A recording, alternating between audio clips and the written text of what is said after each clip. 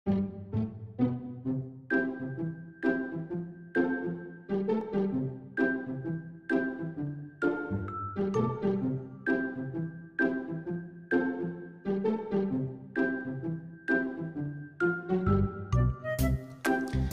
umaga uli mga bata.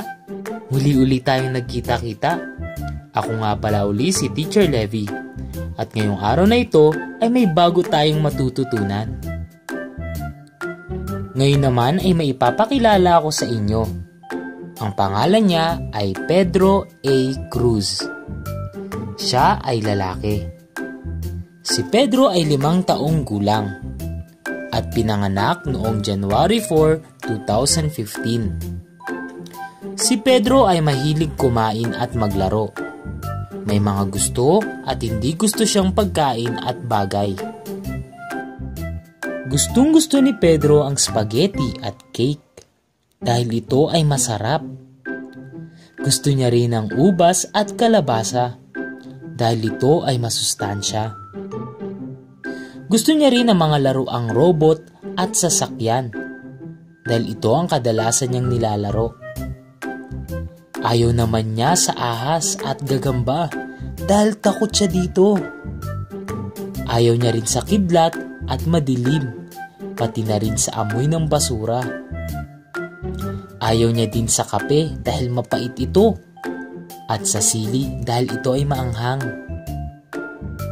Ang mga ayaw at gusto ni Pedro ay sinabi niya rin sa kanyang mga magulang, kaibigan, guro at mga kaklase upang mas lalo siyang makilala ng mga ito.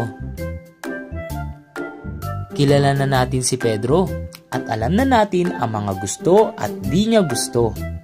Alamin nga uli natin ang mga ito. Bilugan ang masayang mukha kung gusto ni Pedro ang mga nasa larawan. At bilugan naman ang malungkot na mukha kung hindi.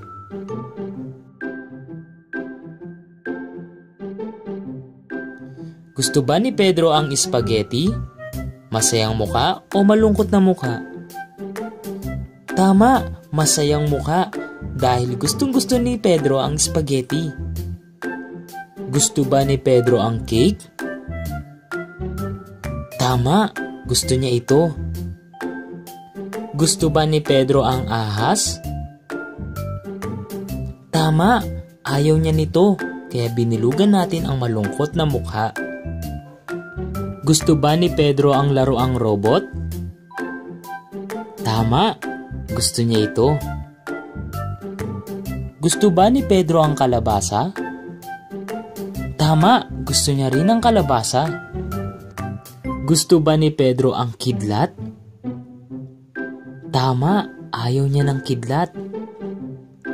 Gusto ba ni Pedro ang gagamba? Tama, ayaw niya ng gagamba. Gusto ba ni Pedro ang ubas? Tama, gusto ni Pedro din ng ubas. Magaling mga bata, nasagot nyo lang tama ang lahat ng tanong. Lahat tayo ay may gusto at hindi gusto. Mainam din na sabihin ito sa taong kausap mo upang mas lalo ka nilang makilala. May pagkakataon na may kaparehas ka ng gusto at minsan naman ay magkaiba kayo. Pero ganun pa man ay kailangan nating irespeto ang pagkakaiba ng bawat isa. Ngayon ay alam nyo na ang pagsabi ng gusto at di gusto ay maaari ding isama sa pagpapakilala ng sarili. Subukan nyo ding iguhit sa papel o notebook ang mga bagay na gusto at di nyo gusto. Huwag nyo ding kalimutang i-like ang video na to kung nagustuhan mo ang ating pinag-aralan.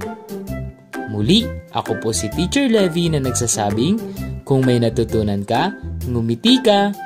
Hanggang sa muli, paalam mga bata!